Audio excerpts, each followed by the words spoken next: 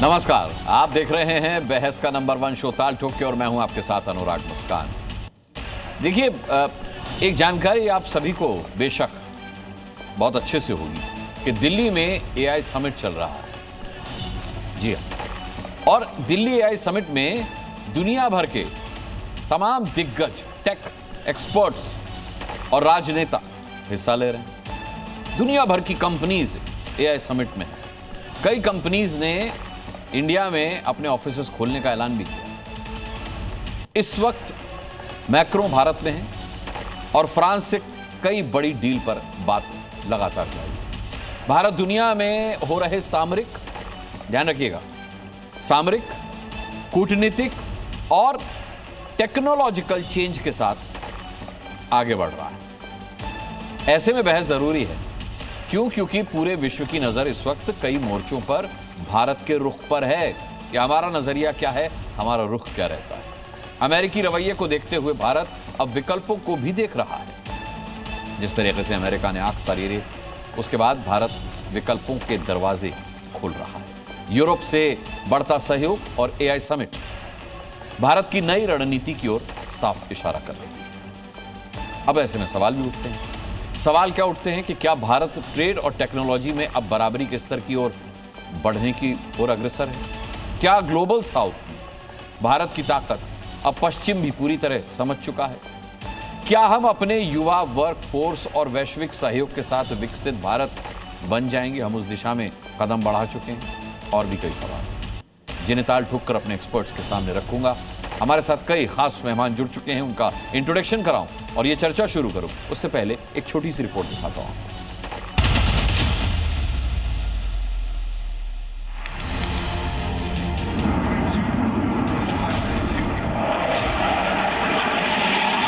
AI summit में बहुत energy है और विशेषकर युवाओं में बहुत उत्साह है। विश्व का सबसे बड़ा एआई समिट है ये। पूरी समिट जो थी ये सिक्योरिटी प्रोटोकॉल और प्रधानमंत्री की रील बनाने जैसी लग रही है।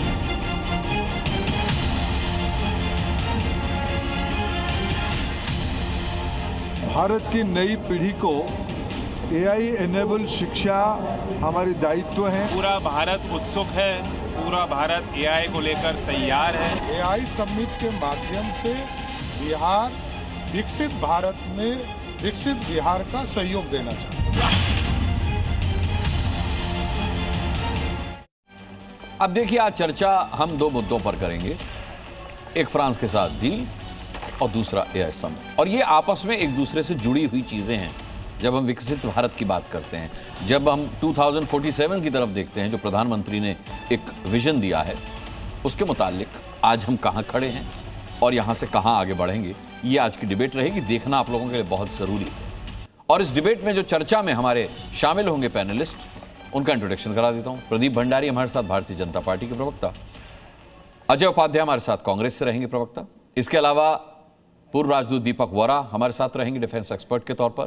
Colonel Mayank Chaubey defence expert के तौर पर यहां स्टूडियो में मेरे साथ मौजूद हैं।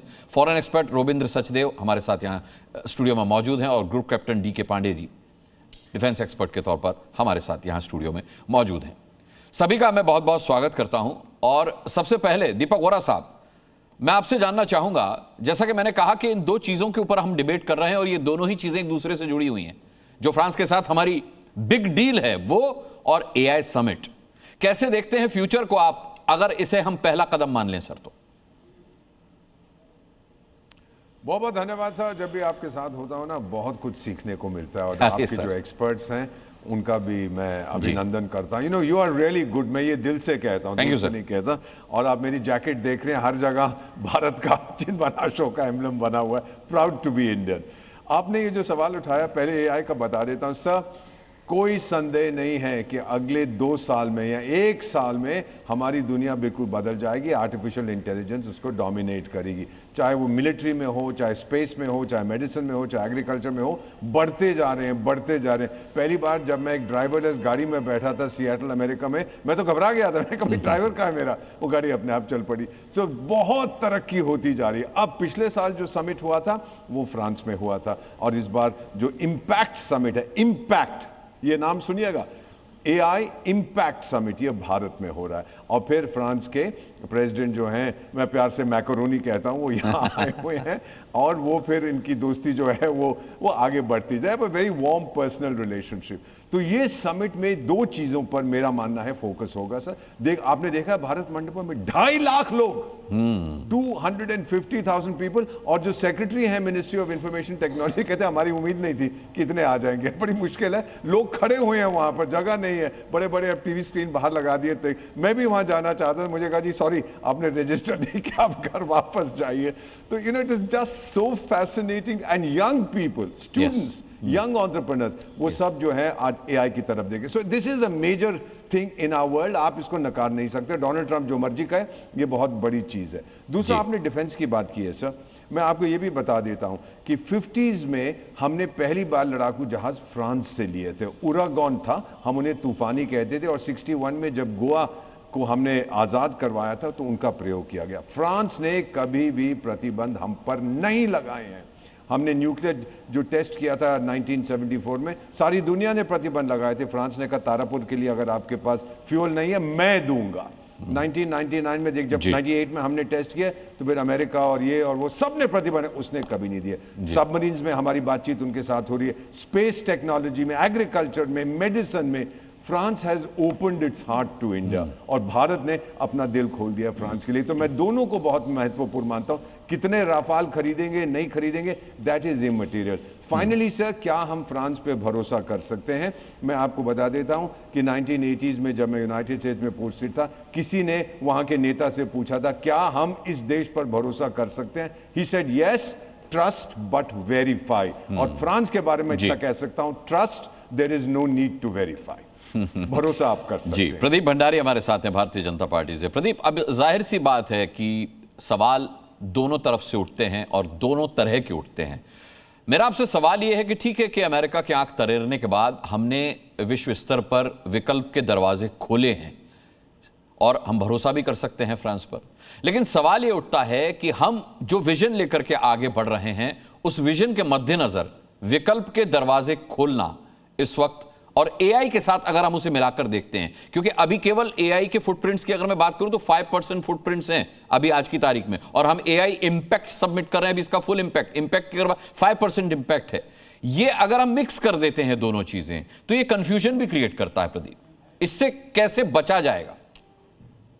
अनुराग जी, देखिए, प्रधानमंत्री नरेंद्र मोदी जी के विजन के हिसाब से हम कंप्लीट सोवरेनिटी के अंदर विश्वास रखते हैं, जिसमें नेशनल सोवरेनिटी आता है, जिसमें टेक्नोलॉजिकल सोवरेनिटी आता है, जिसमें डेटा सोवरेनिटी आता है, जिसमें इकोनॉमिक सोवरेनिटी आता है, और हर पहलू से हम अपनी आत्मनिर्भरता को आगे बढ़ाने की बात कर रहे हैं। क्योंकि आज की दुनिया के अंदर हम ऐसे दुनिया में नहीं रह रहे जहां पे बायलैटरलिज्म, जहां पे मल्टीलैटरलिज्म का समय है। ये ऐसा है जहां पे नेशंस इनवर्ट देख रहे हैं। ऐसी स्थिति में दुनिया का हर मुल्क भारत के साथ पार्टनर अलग अलग क्षेत्र में करना चाहता है। ये दर्शाता है कि आज इंडिया एक स्वीट स्पॉट में है और एक शाइनिंग स्पॉट है इंडियन वर्ल्ड इकोनॉमी का भी और वर्ल्ड के अंदर ग्लोबल पार्टनरशिप्स का भी। आपने ये देखा होगा एक वीडियो, आज का मैं बताऊं कि आज जो मैक्रन जी हैं, जो फ्रांस के प्रीमियर हैं, वो खुले में जॉग कर रहे थे मुंबई में। याद करिए जब 26/11 का समय था कांग्रेस शासन काल के अंदर, तब मुंबई के अंदर आतंकवादी हमला था और कोई सोच भी नहीं सकता था कि एक हेड ऑफ द स्टेट जो है मुंबई की सड़कों पे इस तरीके से जॉग करेगा। ये परिवर्तन भारत के प्रति दुनिया के नजरिए में आए, पॉइंट नंबर 1। दूसरी, आपकी बिल्कुल बात सही है 5% की, पर हमें उम्मीद है कि हम लोग $200 बिलियन का इन्वेस्टमेंट है आने वाले 2 सालों में इस एआई मैक्स समिट से पूर्ण कर पाएंगे। और साथ में इंडिया इस वक्त लीडरशिप पोजीशन में क्यों है? क्योंकि स्टैनफोर्ड की रैंकिंग कहती है कि हम 3rd है ग्लोबल एआई कॉम्पिटिटिवनेस में, हम 2nd है global enterprise for AI usage में, हम चैट जीपीटी जैसे तमाम एआई टूल्स के 2nd लार्जेस्ट मार्केट है ग्लोबली, हम 2nd लार्जेस्ट है एआई रेडीनेस के अंदर। तो दुनिया का कोई भी रेटिंग को आप देखेंगे, इंडिया फीचर्स इन हम, यूएस और चाइना। तो इसमें कोई दो संदेह नहीं है कि जब हम एनर्जी सिक्योरिटी की बात कर रहे थे अनुराग जी, तो आप याद करिए कि एआई के फंडामेंटल पिलर पे है कि आपके पास ह्यूज अमाउंट ऑफ एनर्जी होनी चाहिए और huge amount of energy should funnel in lot amount of data storage, जिसमें हम ऑलरेडी 1.4 गीगावाट तक पहुंच चुके हैं और 8 गीगावाट तक आगे पहुंचने वाले हैं। तो हमने पहले ही रेन्यूएबल एनर्जी के जरिए वो सिस्टम जो 5 लेयर्स के अंदर है उस सिस्टम को हमने खड़ा कर दिया जो इनपुट सिस्टम है। अब हम 38,000 जीपीयूज तक पहुंचने का टारगेट रख चुके हैं, अभी 10,000 जीपीयू तक पहुंचे। तो ये विजन 2047 तक हमको हम कैचिंग अप नहीं करने वाले, मिसिंग द बस नहीं करेंगे। 10 सेकंड में अपनी बात कंप्लीट करूंगा। हिस्टोरिक होने वाला है कि अगर फ्रांस के साथ जब हम रफाल की डील करेंगे, जो अभी तक की सबसे mother of all deals defence deal होने वाली है। याद करिए कांग्रेस शासन काल के अंदर हमारी स्क्वाड्रन की जो फाइटर जेट्स की जो फ्लीट थी वो घटती थी, और इसी रफाल के ऊपर कांग्रेस पार्टी ने विरोध किया था।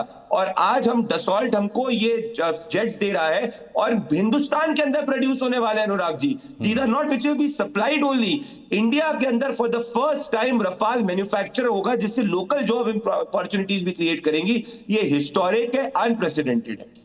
ठीक है, ग्रुप कैप्टन डी के पांडे हमारे साथ हैं। मैं राफेल पे ही उनसे बात करता हूं। सर, कितनी बड़ी डील होने वाली है और इसका इम्पैक्ट क्या रहने वाला है? अगर मैं अंतर्राष्ट्रीय स्तर पर बात करूं, अपने दुश्मनों के मद्देनजर बात करूं और खासकर अमेरिका के मद्देनजर बात करूं, ये क्या संदेश, ये क्या मैसेज देती है ये मेगा डील? देखिए, निश्चित रूप से 3.25 लाख करोड़ की डील अपने आप में ये अनूठी और बहुत सिंगल डील अगर देखा जाए तो ये सबसे बड़ी डील है। लेकिन इसके पीछे हम संदेश क्या देना चाहते हैं कि हम राफेल को ट्राई कर चुके हैं ऑफ सिंदूर में, उसने अपना कर्तव्य दिखाया है, हमारा भरोसा है इसके ऊपर। और ऑलरेडी जो है उसके इंजन के लिए एमआरओ यहाँ पर बनने वाला है, हम साफरन के साथ डील भी कर चुके हैं। लेकिन 114 डील जो जहाज जो आएंगे उसके पीछे 18 जो फ्लाई अवे जहाज है हमको 2030 तक मिल जाएंगे, और उसके बाद शुरू होंगे मेक इन इंडिया की डील, जिसमें कि 96 एयरक्राफ्ट हम बनाएंगे। इस दो महत्वपूर्ण फायदे, पहली बात कि हमारे स्क्वाड्रन की संख्या सबको पता है कि 29 हो गई है, और इसमें हमको 13 स्क्वाड्रन तुरंत चाहिए। हम अपने तेजस और आमका और बाकी दूसरे फ्लीट को जब तक तैयार करते हैं उसमें समय लगेगा। इस समय के बीच में हमारी जो सामरिक आवश्यकताएं हैं, जो चुनौतियां हैं, उनका सामना करने के लिए जरूरी है कि हम कुछ जहाज लें। अब प्रश्न उठता है कि हमने Su-57 और F-35 को छोड़कर और राफेल पर क्यों हमने अपना ध्यान दिया। ध्यान रहे कि जो डील हो रही है, हमारे पास जो जहाज है वो F-3 वेरिएंट के हैं और हम F-4 F-5 वेरिएंट परचेस कर जा रहे हैं। क्या अंतर है? बहुत कम शब्दों में। F-3 जो है वो एक सिंपल सा जहाज है 4.5 जनरेशन का। F-4 जो है वो 5th जनरेशन का जहाज होगा, यानी कि डेटा फ्यूजन। देखिए, सिचुएशन अवेयरनेस के लिए जरूरी है डेटा आपके पास लेटेस्ट बैटलफील्ड में क्या आ रहा है वो पिक्चर आपके सामने हो। ये जहाज सक्षम होगा डेटा ट्रांसफर करने में। तीसरी बात, जो F-5 है वो 6th जनरेशन की क्वालिटी का जहाज होगा, यानी कि आप समय के साथ आगे बढ़ रहे हैं। जो ये था कि 4.5 जनरेशन में आगे नहीं बढ़ रहे हैं, हम 5th जनरेशन 6th जनरेशन की तरफ बढ़ रहे हैं। और ये क्यों जरूरी है F-5? क्योंकि हम मैन और अनमैन टीमिंग को साथ में ले जाना चाहते हैं आगे, ताकि हम जो लेटेस्ट वॉरफेयर है उसके अंदर पिछड़ा ना। तो इन सभी दृष्टियों से ये डील बहुत ही महत्वपूर्ण है हमारी सामरिक आवश्यकताओं को देखते हुए और स्क्वाड्रन की कमी को देखते हुए। जरूरी है कि डील जो है हमें हमारी जो अप्रिपेयर्डनेस है उसमें निश्चित रूप से बढ़ावा करेगी। ठीक है, मैं डील पर वापस आऊंगा, लेकिन रोवेंद्र सचदेवा जी से अब AI समिट पर बात करूंगा, इम्पैक्ट समिट पर। सर, अभी मैं देख रहा था कि ओपन AI के CEO ने बताया कि अमेरिका के बाद भारत दूसरा ऐसा देश है जहां पर ओपन AI का सबसे ज़्यादा इस्तेमाल किया जा रहा है। यानी विश्व में अगर देखा जाए, उनके बात पर भरोसा किया जाए तो विश्व में भारत दूसरा देश है जो ओपन AI का सबसे ज़्यादा इस्तेमाल कर रहा है। लेकिन सबसे बड़ी चिंता की बात यही है कि केवल इस्तेमाल कर लेने से कोई एक्सपर्ट नहीं हो जाता। ये कितना बड़ा चैलेंज रहेगा जब हम बात करते हैं कि क्या भारत AI लीडर बनेगा? इस सवाल को ध्यान में रखते हुए ये कितना बड़ा इंपैक्ट क्रिएट कर सकता है? ग्रेट क्वेश्चन, और इस पे मैं आ जाऊंगा क्विकली। नो, एब्सोल्युटली, केवल इस्तेमाल करने से कोई गुरु नहीं बनेंगे। हमें डेवलप करना होगा खुद। हमें खुद अपनी इनोवेशंस करनी होंगी, और जो हमारा डेमोग्राफिक डिविडेंड है, हमारे यूथ हैं इत्यादि, उसमें मैं एक वार्निंग कहना चाहता हूं। आप फ्रांस की बात कर रहे हैं, फ्रांस 16 साल से कम के बच्चों को सोशल मीडिया बैन करने जा रहा है। ऑस्ट्रेलिया ने कर दिया है। अगर हम ये कदम आज नहीं उठाएंगे सोशल मीडिया रोकने का, तो जो फ्यूचर की हमारी जो हम कह रहे हैं ना डेमोग्राफिक डिविडेंड है, यूथ पावर है, वो सारी की सारी हॉलो हो जाएगी। फ्यूचर में हमारी जो जनरेशन आएंगी, ये जो एडल्ट्स बनेंगे, बच्चे जाके ज़ॉम्बी लाइक होंगे, दिमाग इनके कहां से कहां चल रहे होंगे, मेंटल हेल्थ इश्यूज होंगी। ये एक अर्जेंट एस्पेक्ट है AI से रिलेटेड ही मान लीजिए सोशल मीडिया, क्योंकि वो सब AI एल्गोरिथम्स में चलते हैं। तो मैं रिपीट करता हूं अगेन, डिमांड हमारे यहाँ भी अंडर 16 बच्चों के लिए सोशल मीडिया बंद करो। 1 सेकेंड कमिंग हियर, देखिए इंपॉर्टेंट इसलिए हो जाती है कि AI इम्पैक्ट आपने कहा, यहां पर जो हमने पोजीशन करा इस समिट को किया है कि ग्लोबल साउथ की जो जरूरतें हैं उन पर क्या इम्पैक्ट AI रोजमर्रे की जिंदगी में ला सकता है। AI डेफिनेटली बहुत चीजें कर सकता है, आपको मार्स ले जा सकता है, आप कहां से कहां कर सकते हैं, राइट। बट बेसिक लिविंग में कहाँ कहाँ पर एआई इम्पैक्ट कर सकता है कॉमन लाइफ को। इसका थीम भी बड़ा इंटरेस्टिंग है।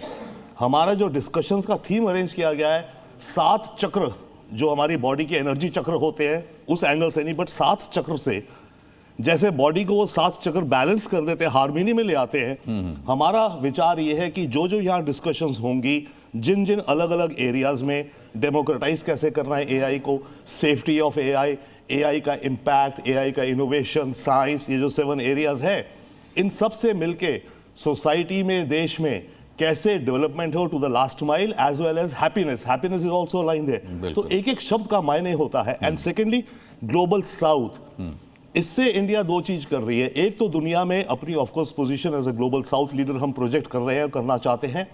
एट द सेम टाइम जो सॉल्यूशंस, जो एप्लीकेशंस ग्लोबल साउथ में हो सकते हैं, वो हमारे लिए खुद इतना बड़ा मार्केट हो जाता है। अव्वल तो हम खुद ही इतने बड़े मार्केट हैं, ओके। और ग्लोबल साउथ के नेशंस के साथ हम जब इन इन प्रोडक्ट्स को, इन सर्विसेज को आगे ले जाएंगे, तो हम इमेजिन नहीं कर सकते कि आने वाली दुनिया किस तरह से बदल जाएगी जी। तो ये बहुत अहम समिट है। पेरिस में जो हुई थी वो फोकस कर रही थी इनोवेशन पे, आई थिंक लंदन में हुई थी वो सेफ्टी पे, कोरिया पे थी वो भी इन्वेंशन पे। ये वाली जो एआई समिट है इंडिया में, ये फोकस कर रही है डेवलपमेंट पे। ठीक है। कर्नल मयंक चौबे, अभी प्रदीप भंडारी ने आत्मनिर्भरता की बात की। उन्होंने कहा कि एआई के मामले में भी हम आत्मनिर्भर बनेंगे। ये एआई इम्पैक्ट समिट जो है इस बात को सुनिश्चित करेगी। अब मैं डिफेंस डील और एआई समिट दोनों को मद्देनजर रखते हुए आत्मनिर्भरता की बात करूं तो ठीक है, अगर राफेल हमारे देश में बनेंगे तो यह आत्मनिर्भरता की निशानी है। मैं मानता हूं कि यह डील आत्मनिर्भरता की ओर हमें आगे बढ़ा रही है, लेकिन एआई समिट कैसे आत्मनिर्भरता की ओर आगे बढ़ेगी? मतलब ये आत्मनिर्भरता पे ही तो सबसे बड़ा संकट है अगर एआई की बात करूं, क्योंकि अभी हम सिर्फ यूजर हैं एआई के। अनुराग जी, बहुत बढ़िया प्रश्न है। और मैं इस समय ये नहीं कहना चाहूंगा कि इंडिया एआई क्या काम कर रहा है, भारत जीपीटी क्या काम कर रहा है, भारत कोश क्या है, सर्वम वन क्या है। ये सब जो हैं ये हमारे डोमेस्टिक प्लेटफॉर्म्स हैं और डोमेस्टिक आउटरीच हैं एआई की ओर। पहली बात, जब हम एक ऐसा समिट अपने देश में करते हैं तो छोटे बच्चे से लेकर किसान और एक गृहिणी से लेकर एक डिफेंस एक्सपर्ट सब देखते हैं, सब सुनते हैं इस चीज को। देश का रुझान होता है, सोच होती है, इस तरफ आगे बढ़ते हैं। बच्चों में एक तरीके की जागरूकता आती है कि हाँ, आर्टिफिशियल इंटेलिजेंस नाम की एक चीज है। कुछ लोग आगे बढ़ते हैं अपने स्टार्टअप्स की ओर, कुछ लोग आगे बढ़ते हैं इसको सीखने की ओर, कुछ लोग आगे बढ़ते हैं किस प्रकार से इसको प्रॉम्प्ट दिया जाए इसको सीखने की तरफ।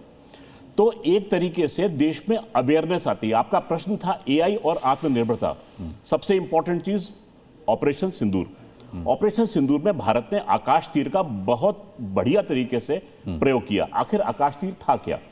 आपने दुश्मन का जो भी एरियल लॉन्च हुआ उसको आपने आइडेंटिफाई किया, उसको एसेस किया, उसकी एसेस को आपने पूरा कैलकुलेट किया, आपने अपने डिफेंसेस को कैलिब्रेट किया कि किसको क्या काम करना है और आपने उस पर एक्शन लिया। हमने हजारों के ड्रोन को मात्र 50 रुपए में नीचे गिराया। हमने उस पर 80 लाख की एक S-400 की मिसाइल को फायर नहीं किया। ये एआई और आत्मनिर्भरता का इतना बढ़िया समावेश था, वो हम अब देख रहे हैं। अब उस चीज को ही आगे बढ़ा रहे हैं। राफेल भारत में आ रहा है और साथ साथ एआई का समिट भी यहां पर हो रहा है। तो यकीनन थोड़ा मुझे इस बात का भी मयंक जी जवाब दीजिएगा कि एआई अगर फेलियर होता है तो इसकी जिम्मेदारी किसकी होगी? अभी दीपक वोरा साहब ने कहा कि वो फॉरेन में गए, वहां देखा उन्होंने कार में ड्राइवर नहीं था तो वो डर गए, कह रहे भाई ड्राइवर कहाँ है। मानकर चलिए उस कार में कोई मिसहैपनिंग हो जाती तो फिर उसका जिम्मेदार कौन होता? वो एआई सिस्टम या फिर कोई व्यक्ति विशेष? तो मतलब ये तो हर दिशा में जहां जो भी एआई जनरेटेड चीजें हैं, फिर ये एक बहुत बड़ा चैलेंज नहीं लगता आपको? अनुराग जी देखिए, कोई भी टेक्नोलॉजी आती है, कोई भी नई चीज आती है, it is a double edge sword. अगर भगवान ने हमें दिमाग दिया है और हमने बल्ब का आविष्कार किया है तो अनुराग जी आपकी मर्जी है, उसके नीचे बैठ के आप टेक्स्ट बुक पढ़िए या कॉमिक पढ़िए। तो आपके लिए एक टेक्नोलॉजी अवेलेबल, पकड़ कर हाथ जला लीजिए। हाँ, पकड़ के हाथ जला लीजिए, जैसी आपकी इच्छा है। तो जिस प्रकार से आप उसका प्रयोग करेंगे वैसे ही आपके लिए वो काम करेगी। तो हम ये नहीं कह सकते कि एआई आने के बाद में हो सकता है मिसहैप हो जाए। मिसहैप तो इंसान से भी हो सकती है, बल्कि एआई नहीं, इंसान से जो मिसहैप हुई उसके लिए इंसान जिम्मेदार है, जो एआई से हुई उसके लिए कौन जिम्मेदार होगा? देखिए अब धीरे धीरे उसके लिए भी पूरे के पूरे एसओपीज जो होंगी वो लेआउट होंगी कि अगर खुदा ना खास्ता ये काम हो जाए तो इसके लिए ये जिम्मेवार होगा। इस चीज के ऊपर भी आगे काम बनेगा। लेकिन बहरहाल मैं तो देख रहा हूं कि एक पॉजिटिव चीज है और भारत प्रगति और अग्रसर है। मैं बड़ा खुश हूं इस एआई समिट से जो कि भारत में हो रहा है, बच्चों के लिए विशेषकर। अब मुझे देखना है कि अजय उपाध्याय जो कांग्रेस से हमारे साथ हैं वो खुश हैं कि नहीं है, क्योंकि राहुल गांधी सवाल उठा चुके कि भाई जवाब दे सरकार के ऑपरेशन सिंदूर में कितने रफाल गिरे। अब रफाल पे डील हो रही है और रफाल अब स्वदेशी हो जाएगा, यहीं बना करेगा। एक तो ये मसला हो गया कि इस डील पर कांग्रेस क्या सोचती है। दूसरा एआई इम्पैक्ट समिट, मैंने कहीं बड़ी अच्छी बात सुनी थी, मुझे लगता है किसी कांग्रेसी नहीं कही होगी कि जो आर्टिफिशियल है वो इंटेलिजेंट कैसे हो सकता है। अजय उपाध्याय आपके विचार। दो तीन बातें हैं। पहले तो डिफेंस डील को लेकर के जो चर्चाएं अभी हुई और मैंने कई विशेषज्ञों की राय सुनी है, वाकई फ्रांस हमारा बहुत ही पुराना पार्टनर रहा है और शुरू से ही 1998 में जब हम परमाणु विस्फोट किया था उस समय विश्व की बहुत सारी ताकतों ने हम पर कहीं ना कहीं प्रतिबंध लगाने का काम किया। उस समय फ्रांस हमारे साथ स्ट्रेटजिक पार्टनरशिप करने को तैयार हुआ। ये हमारे लिए फ्रांस की महत्ता को समझने की और मुझे लगता है इसको इसी संदर्भ में इसको देखने की ज़रूरत है। राफेल डील को लेकर के जो भी चर्चाएँ हुई हैं, राफेल जहाँ तक बात है तो राफेल को लाने का प्रयास हमारी सरकार ने भी किया था और वर्तमान सरकार लाई। हमने 126 राफेल का सौदा किया था, वर्तमान सरकार ने 36 का किया। ठीक है, बहुत सारी उसमें टेक्नोलॉजी ट्रांसफ़र की प्रॉब्लम थी जिसको हम चाहते थे कि टेक्नोलॉजिकल ट्रांसफ़र उसी टाइम में हो। इस सरकार उस समय जो भी परिस्थिति रही उसमें वो नहीं कर पाई। दसाल्ट एक ऐसी कंपनी है जो विश्वसनीय स्तर पर उसका वैश्विक स्थान है। ठीक है, उस टाइम में जो युद्ध हुआ उस समय क्या परिस्थिति थी, क्यों उसका शेयर डाउन हुआ, क्या कहानी बनी, उस सबको पता है। पर एक केस उसमें ज़रूर चल रहा था और संयोग से अनिल अंबानी जी का, हालांकि एप्स्टीन फाइल में भी नाम आया है, पर अनिल अंबानी जी पर सरकार ने भी अभी बहुत सारे ईडी सीबीआई भेजा है। पर उस समय दसाल्ट के साथ इसको मेंटेनेंस का जो ठेका दिया था लगभग 20,000 करोड़ रुपए का, इसी अनिल अंबानी को दिया था और इसके कारण हमें उस समय आपत्ति हुई थी। वो आपत्ति अब स्पष्ट हो गई कि कोई मेंटेनेंस का ना उनके पास इंफ्रास्ट्रक्चर था, ना कोई काम था और उस पर आपत्ति करना जायज़ था। पर राफेल आए, इसके लिए हम भी सहमत थे और सरकार ये भी लाई है और लाए, हमें इस पर गर्व होगा। देश की सुरक्षा से बड़ा कुछ नहीं होता है, राजनीति अपनी जगह पे है, सुरक्षा सबसे महत्वपूर्ण है सबके लिए। एआई समिट की बात हो रही है तो एआई समिट को लेकर के एक बड़ा, ये साउथ का एक बड़ा साउथ कोऑपरेशन को भी लिया जाए और वैसे डेवलपिंग कंट्री का एक बड़ा एक तरह से ये मंच है, वैश्विक स्तर पर हमें मंच मिला और विश्व के बहुत सारे राष्ट्राध्यक्ष और इससे जो इनोवेटर्स हैं वो आ रहे हैं, ये अच्छी बात है। हाँ, जरूर आपत्ति थोड़ी हम लोगों की हुई है कि कल का जो वहाँ अव्यवस्था रहा है, ये सरकार का जो है कहीं ना कहीं प्रबंधन की मूर्खता को हम दर्शाता है, जिससे कि वैश्विक स्तर पर हमारी छवि कहीं ना कहीं उस संदेह के दायरे में आती है। क्योंकि विश्व का लीडर्स यहाँ आता है, टेक्नो लीडर्स, और वहाँ जा रहा है लोग उस कार्यक्रम में, समिट में, तो वहाँ बहुत सारी अव्यवस्थाएं कल दिखी हैं। ये मुझे लगता है आप लोगों ने भी बहुत सारे चर्चा चैनलों में भी आई है। तो सरकार को इस पर गंभीरता से विचार करना चाहिए जिससे कि हमारी जो वैश्विक छवि है वो बरकरार रहे और जो अच्छा होगा एआई के लिए। रिसर्च एंड डेवलपमेंट एक मेजर फैक्टर है। अमेरिका और चाइना जिस तरह से उस पर बड़े ह्यूज अमाउंट्स R&D पर खर्च कर रहा है, हमें अभी उसमें बहुत जरूरत है आगे बढ़ने की, हमारी सरकार को भी आगे बढ़ने की। जाहिर सी बात है। अब अजय उपाध्याय जी ने रफाल को लेकर के और एआई को लेकर के जो सवाल उठाए, मैं चाहता हूं कि सीधे सीधे प्रदीप भंडारी उसका जवाब दें क्योंकि वही ऑथराइज्ड है। मैं कह रहा हूं अनुराग भाई, पहले तो आपने कहा कि आर्टिफिशियल इंटेलिजेंट नहीं हो सकता, ऐसा कांग्रेस कह रही, मुझे लगा राहुल गांधी की बात हो रही थी। तो मुझे समझ में आया कि मैंने ये नहीं कहा कि ऐसा कांग्रेस कह रही है। चलिए, मैं मेरे भाई अजय जी का बहुत सम्मान करता हूं और मैं इनकी बात को बहुत गंभीरता से सुन रहा था। अजय भाई, जीपीयू का फुल फॉर्म क्या होता है? एआई की इतनी बात कर, जीपीयू का फुल फॉर्म बताइए। अच्छा, ठीक है, इसी का आप ये हम लोग सुनो, हम लोग कर लेंगे, हम लोग ये कौन बनेगा करोड़पति अभी थोड़ी देर में कर लेंगे। सीपीयू का फुल फॉर्म बता दो। चलो, थोड़ा सीपीयू एकदम सिंपल मैंने पूछा। Control processing unit. अच्छा, ये जानते हो आप। चलो, आप एआई के एक्सपर्ट हो, आप एआई के एक्सपर्ट हो, मैं समझ गया। जो मुद्दे हैं, कल यहाँ अव्यवस्था क्यों फैली, इस पर चर्चा हो रही है। यदि टेक्नोलॉजी पर चर्चा करनी है तो मुझे भी टेक्नोलॉजी थोड़ी पढ़नी होगी, अभी कम हूं मैं टेक्नोलॉजी में। आप ज्ञानी महापुरुष हो, ये बताओ कल अव्यवस्था क्यों उतना ज्यादा वहां रही, इस पर चर्चा कर लो भाई। आप तो विद्वान आदमी हो, सरकार का काम यहाँ वो ज्ञान देने वाले बाकी लोग हैं ना, यहाँ बाकी हमारे एक्सपर्ट लोग हैं, एक्सपर्ट लोग हैं।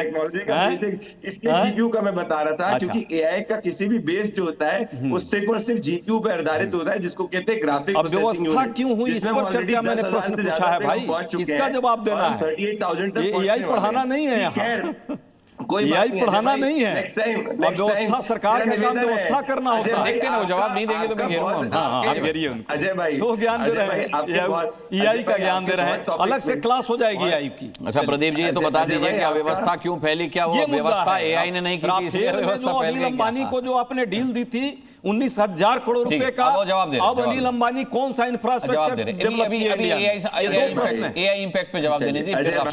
अजय भाई जिस इंडस्ट्रियलिस्ट की आप बात कर रहे हैं वो आपके समय मौज करता था, यहाँ पे जाके उस पे केस हुआ है, ये फर्क है। अब छोड़िए, ये देखिए, ये रफाल की बात कर रहे थे मेरे भाई, ये कह रहे थे कि ये भी रफाल की डील चाहते थे। ये रहा 2018 का, जब रफाल की डील की बात हो रही थी, डिफेंस मिनिस्ट्री ने क्लियर कहा था कांग्रेस पार्टी के समय कभी डील की बात नहीं हुई थी, और राहुल गांधी सुप्रीम कोर्ट तक चले गए थे रफाल का विरोध करने के लिए, और सुप्रीम कोर्ट ने बोला था इस डील में कुछ भी नहीं है। राफेल का विरोध नहीं था, राफेल में हुए भ्रष्टाचार का विरोध कर रहे थे। अजय भाई आप फिर गलत बोल रहे हो, राफेल में हुए भ्रष्टाचार का, और ये पोल खुल गई, 10 साल पर वहां पे चल रहा है अभी भी मुकदमा भारत में। अनिल अंबानी पर आप मुकदमा राफेल को लेकर के जो आपने डील की थी, उसमें जो कमीशन खाया था उस पर आज तक कोई चर्चा नहीं। इसी बात की हम चर्चा आज भी चाहते हैं। गलत आप बोल रहे हो, सुप्रीम कोर्ट में राफेल के में हुए भ्रष्टाचार पर हम चाहते थे कि जैकेट तक नहीं बन पाती थी, और सीएजी का रिपोर्ट आया था यहाँ पे कि आज एक बड़ी बात है सीएजी के नाम पे पीछे हट गई थी। आपको शायद बोलेंगे तो आवाज नहीं आएगी। अनुराग भाई, मैं कह रहा हूं कि क्या कांग्रेस पार्टी ने जब रफाल डील हुई थी, चलिए कोई बात नहीं, मेरे को लग रहा है अजय भाई आपके हर मुद्दे पे शोध काफी अच्छा होता है, थोड़ा सा जब टेक्नोलॉजी के मुद्दे पे थोड़ा सा शायद से नहीं अलग से हम बैठ जाएंगे। पहले जो कल टेक्नोलॉजी का जो महत्वपूर्ण व्यवस्था किया है उसके जिम्मेवार है सरकार। अरे जवाब भाई, मैं चाहता हूँ एक राउंड और हो जाए डिफेंस एक्सपर्ट्स का, खत्म कीजिए प्रदीप भाई। टेक्नोलॉजी का ज्ञान अलग से ले लेंगे। अजय भाई थोड़ा विचलित हो गए। नहीं एकदम विचलित नहीं हुए हैं। मैं चाहता हूं कि जो वहां कल अव्यवस्था फैली है, फोटो खिंचवाने के लिए तो मोदी जी वहां चले गए, और वहां के एग्जीबिटर आए, उनको कतारों में लगा दिया, लोगों का लैपटॉप चोरी हुआ, लैपटॉप ले जाना वहां पे मुश्किल था।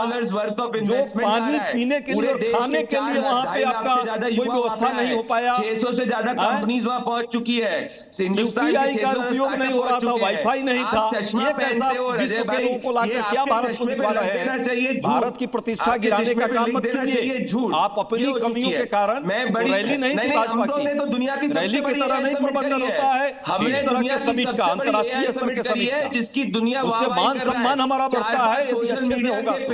तो विश्व के लोग आकर देखेंगे कि देखो कैसी व्यवस्था फैली, उसको भी हमने और यदि दिक्कत हो तो बंगलोर में हम हर साल करते हैं इससे इसी तरह का समिट, तो उसी से सीख लेंगे। बन गया जब आपके समय में भाजपा को हर चीज रैली करनी है, फोटो खिंचवाना है। प्रदीप भाई अभी भी मुद्दे पर नहीं है, देख लीजिए। चलिए मैं आता हूँ। अभी ये कहना जल्दबाजी होगी कि एआई के मामले में हिंदुस्तान लीडर बन गया। ज्ञान बाद में दीजिएगा, अभी थोड़ी जल्दबाजी होगी। हम यूजर के तौर पे लीडर हो सकते हैं। अभी एआई को समझने की बहुत जरूरत है, बहुत सारे वक्त फिक्स होने हैं। हाँ, even in terms of AI readiness या एआई में जो इनोवेशन हो रही है, भारत टॉप 3 मार्केट्स के अंदर है। हम मेड इन इंडिया जो हमारे स्टार्टअप्स है, भाई बजट बता दो कितना है। ठीक है, मैं एक बार फिर डीके पांडे सर को लाऊंगा डिबेट में। ठीक है, मैं आता हूँ, आप दोनों के पास आता हूँ, मैं आप दोनों के पास आता हूँ। थोड़ा टेक्निकल टर्म भी दर्शकों को पता होना चाहिए। पर कितना खर्च है, बजट जरा वो भी निकालो। ठीक है, ठीक है, एक पॉलिटिकल डिबेट अलग से कर लेंगे इस पर। अभी हमारे डिफेंस एक्सपर्ट्स भी हमारे साथ में, तो इसके हम पेचीदगियों को समझ लेते हैं। डीके पांडे सर,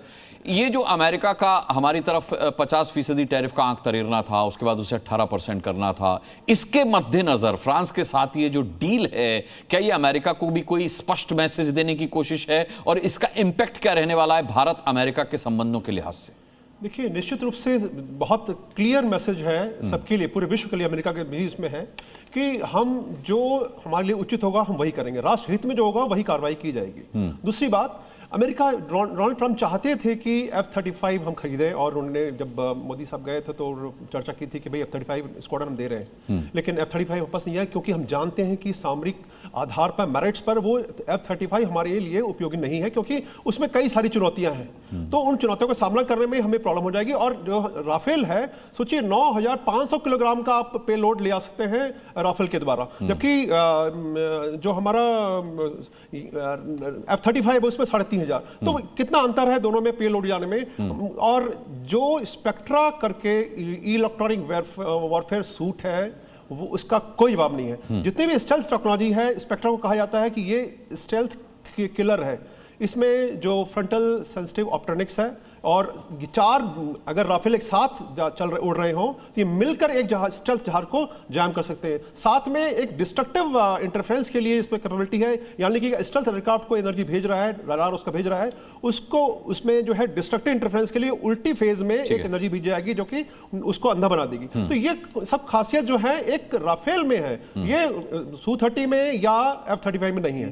तीसरी बात मैं एक और जोड़ दूं जल्दी से, कि जो अभी हमारा डेटा फ्यूजन का जमाना है, क्योंकि अगर आप कहते हैं कि लड़ाई अब एल्गोरिथम की है, अब वो जो कन्वेंशनल वॉर और जो ड्रोन्स हैं वो एक प्लेटफॉर्म जरूर है, लेकिन कैसे उनको एक्सप्लॉइट करना है वो बहुत जरूरी है। और F-35 जो है हमारे हम जो एफर्ट कर रहे हैं, मैन अनमैन्ड टीमिंग का जो प्रोजेक्ट है, उसमें ये जहाज उपयोगी होगा, क्योंकि तेजस जहाज जो हम क्वालिफाई कर रहा है इसके लिए, जो मैन अनमैन्ड टीमिंग के लिए है, वो उसमें जो अभी वक्त लगेगा। तो निश्चित रूप से हम अपने सामरिक उद्देश्यों की प्राप्ति की तरफ एक बहुत महत्वपूर्ण कदम उठा पाएंगे जब ये जहाज आएंगे। ठीक है, दीपक वोरा सर, मैं आपसे ज़रूर जानना चाहूँगा कि मैंने अक्सर सुना है और हम जानते भी हैं कि ये जो मोबाइल है ये सबसे ज़्यादा हानिकारक है। ये अब कई रिसर्च साबित कर चुकी हैं, और हम कई रिसर्च के ज़रिए ये भी जान चुके हैं कि जो मोबाइल बनाने वाले लोग हैं और या फिर उन कंपनीज में काम करने वाले हायर ऑफिशियल्स हैं, ये खुद मोबाइल का इस्तेमाल नहीं करते, ना अपने घर परिवार वालों को करने देते हैं। इसका नुकसान केवल यूजर्स को हो रहा है। जब हम कहते हैं कि हम एआई के मामले में लीडर बनने जा रहे हैं, तो कहीं ऐसा तो नहीं है कि एआई को इंट्रोड्यूस करने वाले एआई से दूर रहें और हम एआई के मायाजाल में फंस जाएं।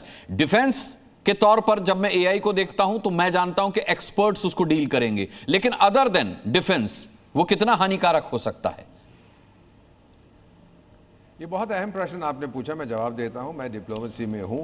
मिसाल के तौर पे जब मैंने फॉरेन सर्विस में कदम रखा था 1973, तो कोई रिपोर्ट भेजनी होती थी, हमको 4, 5, 6 दिन लग जाते थे। यहाँ से जानकारी लो, उधर से लो, इधर से लो, फिर एक रिपोर्ट बना के सरकार को भेज दीजिएगा।